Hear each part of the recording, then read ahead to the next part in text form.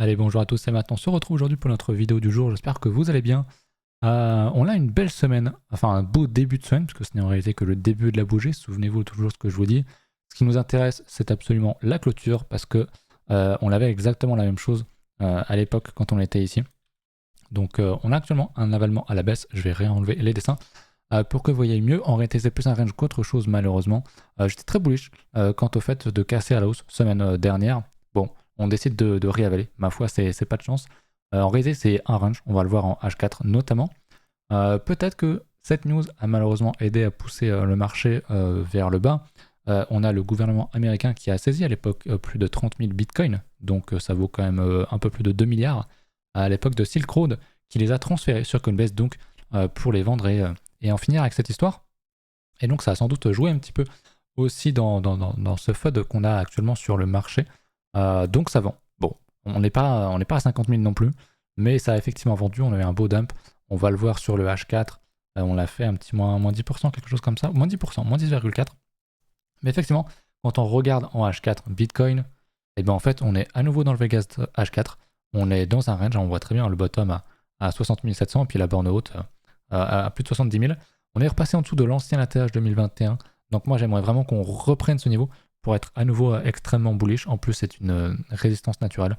Donc c'est très bien. Pour moi il n'y a plus qu'à attendre de ça pour être à nouveau extrêmement bullish sur les alts.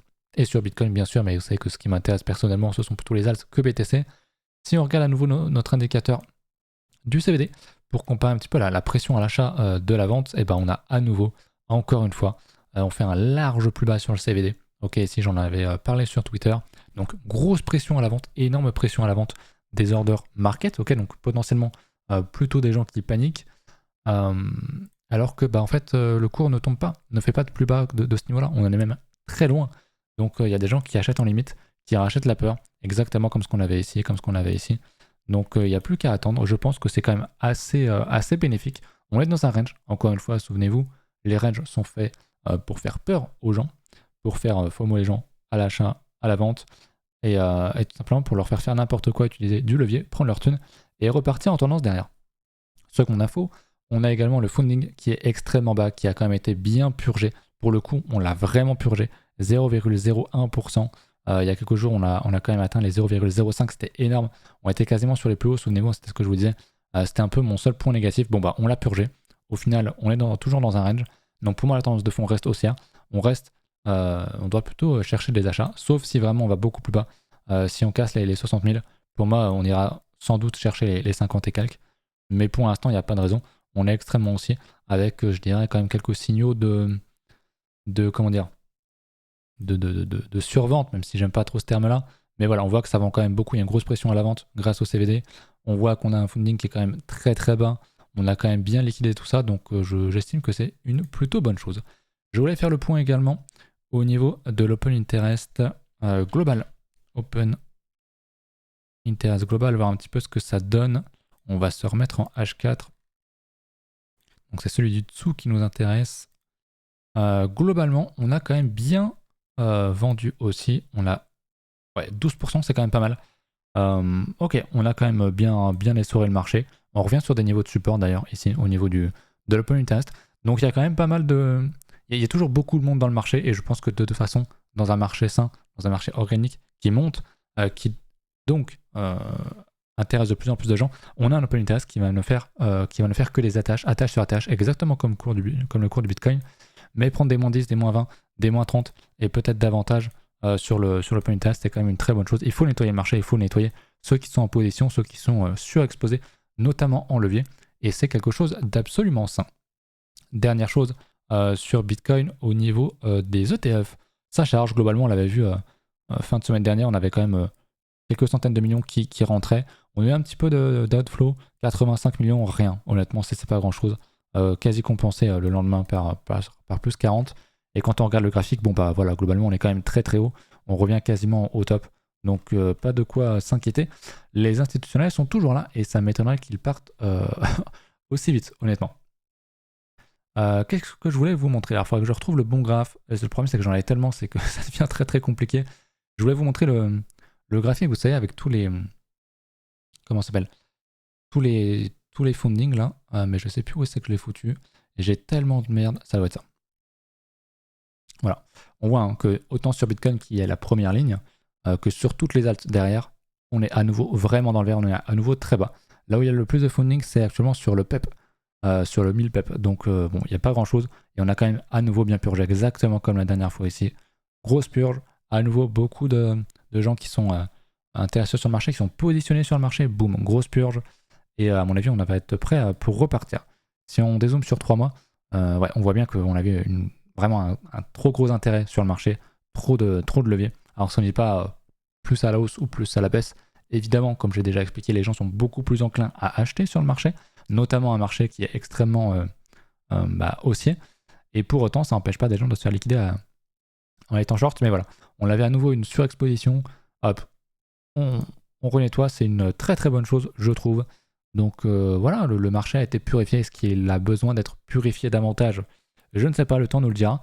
Puisque je vous rappelle que les meilleurs signaux d'achat dans une tendance haussière sur Bitcoin, c'est quand on a du funding qui passe négatif. C'est très rare, et c'est pour ça qu'il ne faut pas obligatoirement attendre que ça arrive, parce que sinon tu vas passer à côté de beaucoup trop de bottom. Mais ça va arriver 2-3 fois max dans un bull run que Bitcoin nous fasse une période avec du funding négatif, où donc les gens sont payés à être longs en fait. Donc si tu es short, tu payes carrément des frais pour rester short. Donc très très intéressant quand on a vraiment un funding négatif sur Bitcoin dans une tendance qui est extrêmement haussière. C'est simple, hein. C'est du FOMO à la vente et rien d'autre. Et vraiment rien d'autre. Donc à suivre. Mais pour l'instant j'aime bien. On l'a bien purifié. On reconstruit, j'espère. Faudrait qu'on regarde sur le H4. Idéalement j'aimerais bien qu'on fasse un petit double bottom. Un petit peu comme on l'a déjà fait ici. Mais venir confirmer ici. Venir repasser au-dessus des 66 600. Pour ensuite s'affranchir bien évidemment du fameux niveau, donc des 69 200 $, qui est l'ancien ATH. Pour moi c'est le gros niveau pivot majeur. On voit que c'est un gros niveau qui a très bien marché. Donc ouais, c'est le niveau que je surveille. Mais dès qu'on repasse au-dessus de ça, je pense qu'on va aller direction l'ATH sans trop de problème.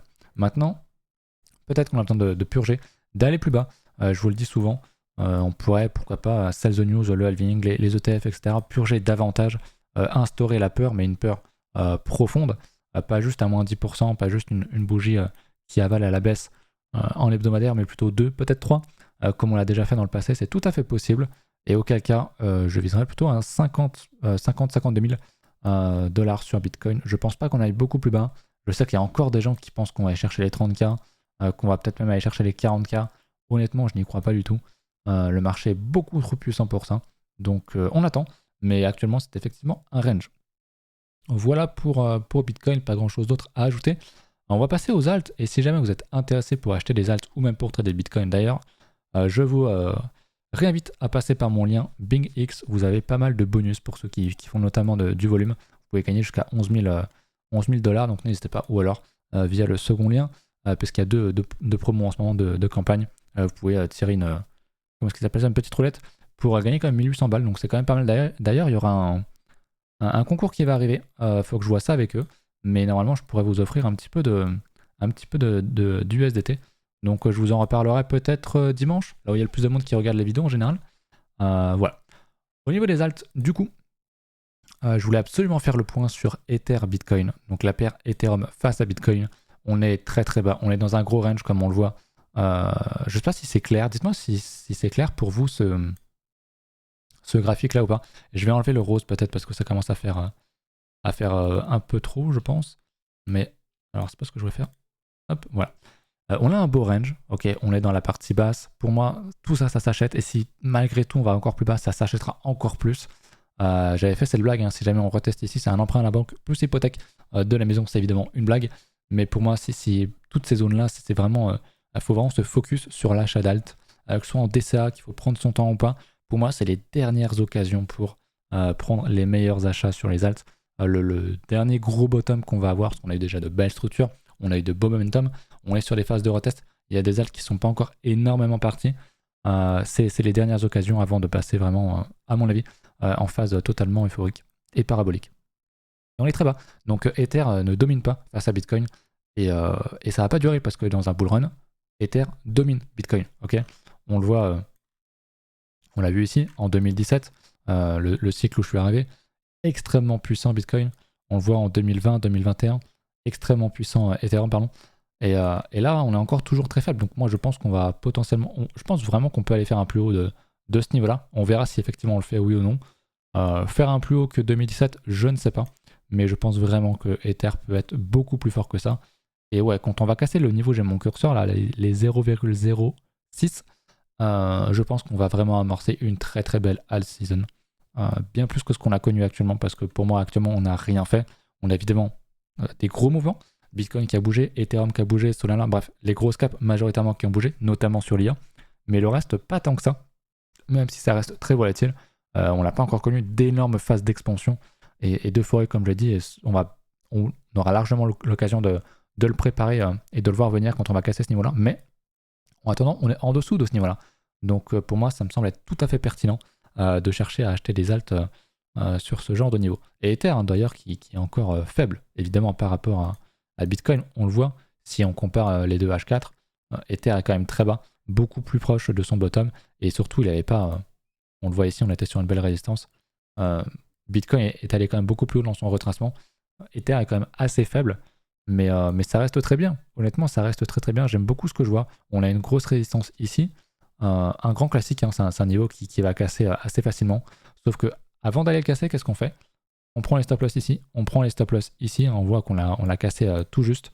Et derrière, bah, potentiellement, on repart. Mais si on refait ça, pour moi, c'est full alt assez facilement. Dès qu'on va casser ce niveau-là, les 3700 $, ça devrait à nouveau bien péter sur les alts. Voilà pour Ether.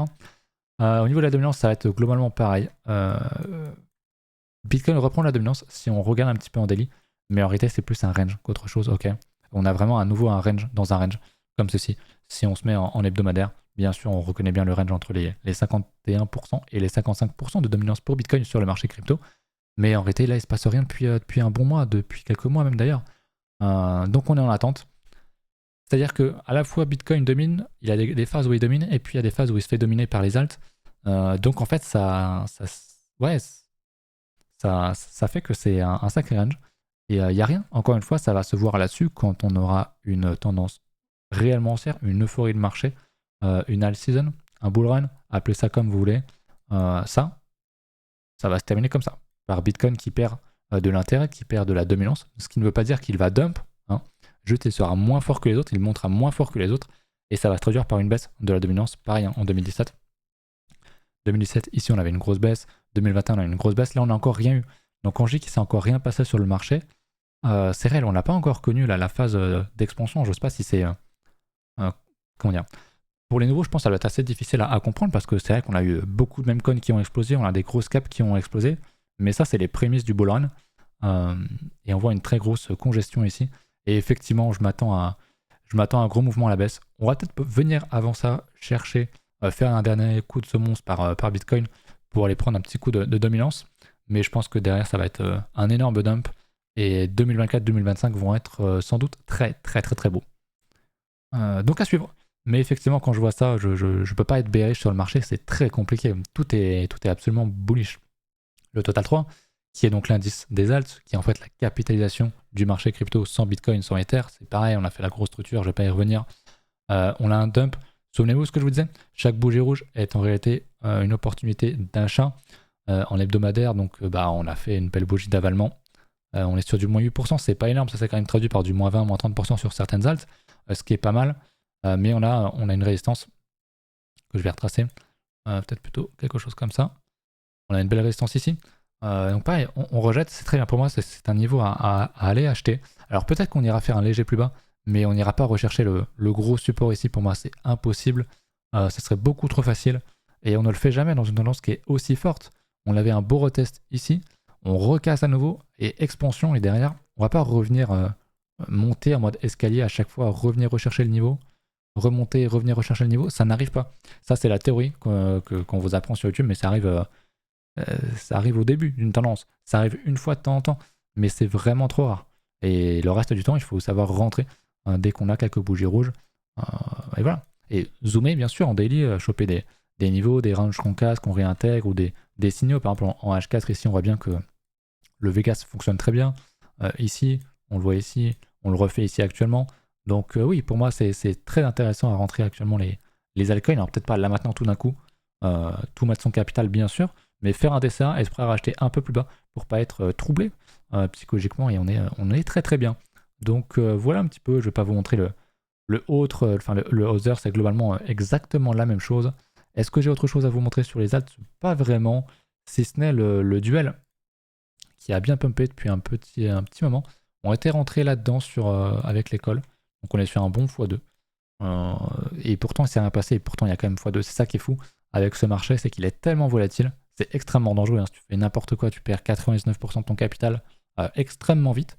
Mais si tu es dans le bon momentum, que tu interviens au bon moment, sur les bons niveaux de prix, c'est compliqué de ne pas faire d'argent, honnêtement. Il faut prendre le temps. De toute façon, tous ceux qui sont là pour moi dans le marché sont vraiment très early. Voilà. Vous verrez tous les abrutis arriver dans 6 mois, dans 1 an, dans 2 ans. Ils vont acheter le top. Voilà.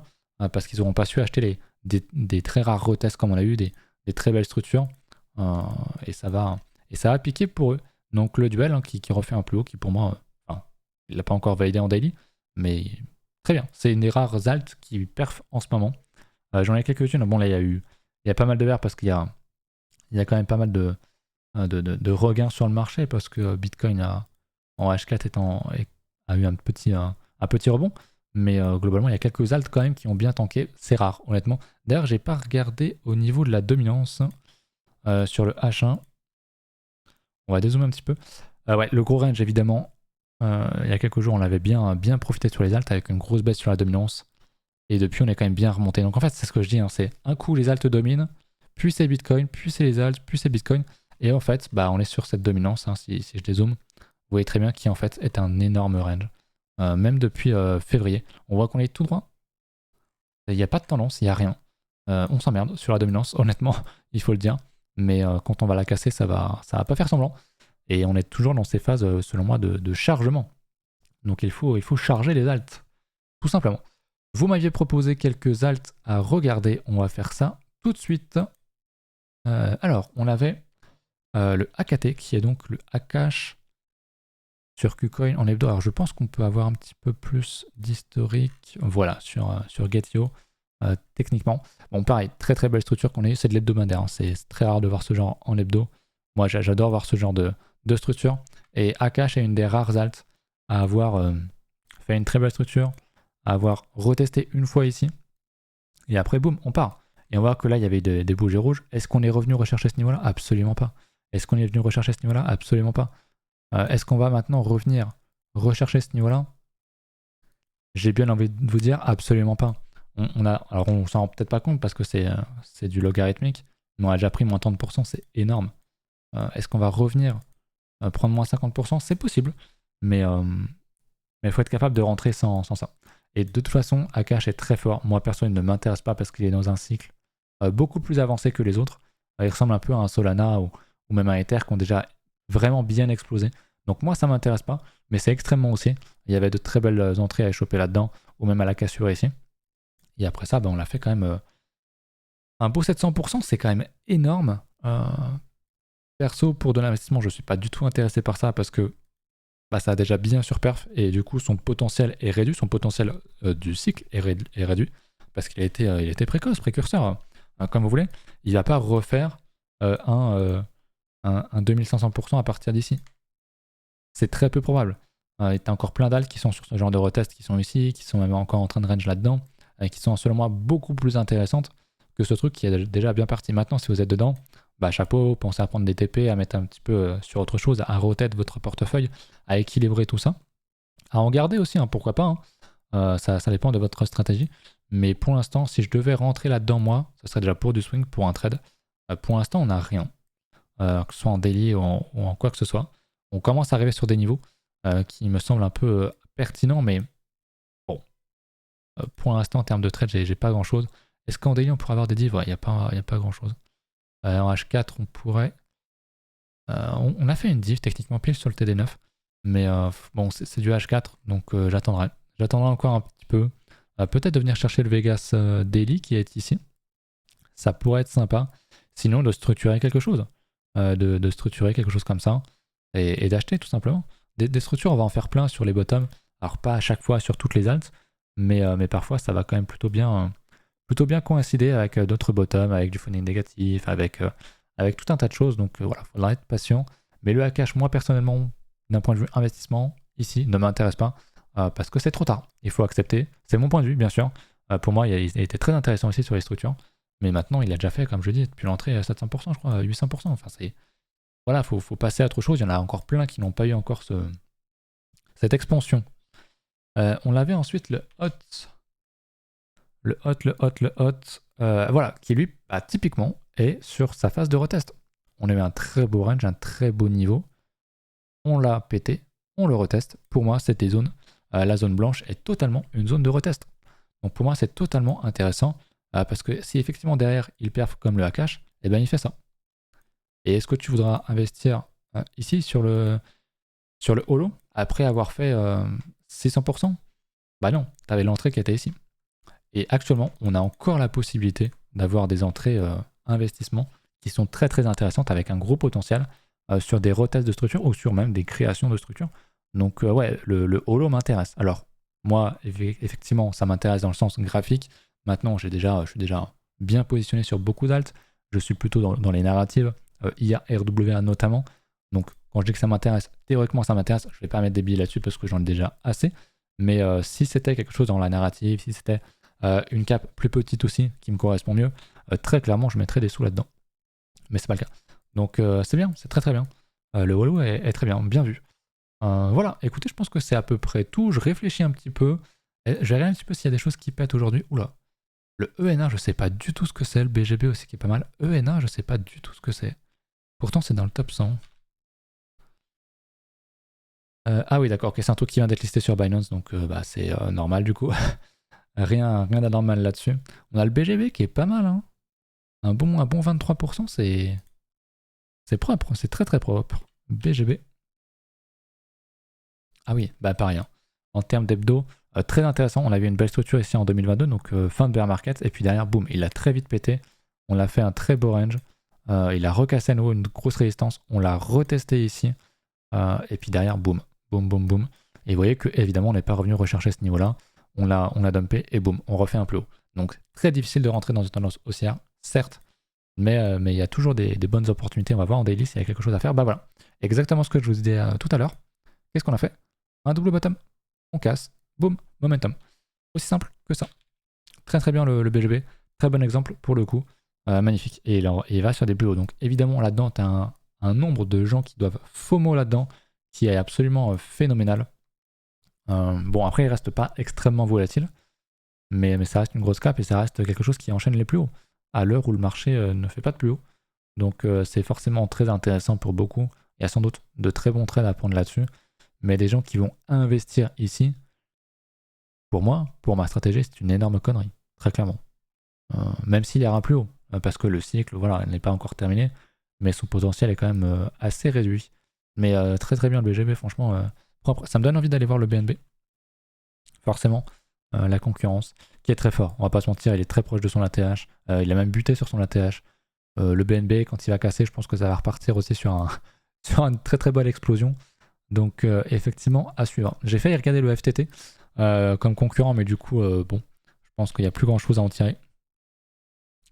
FTX token, effectivement, il n'y a rien.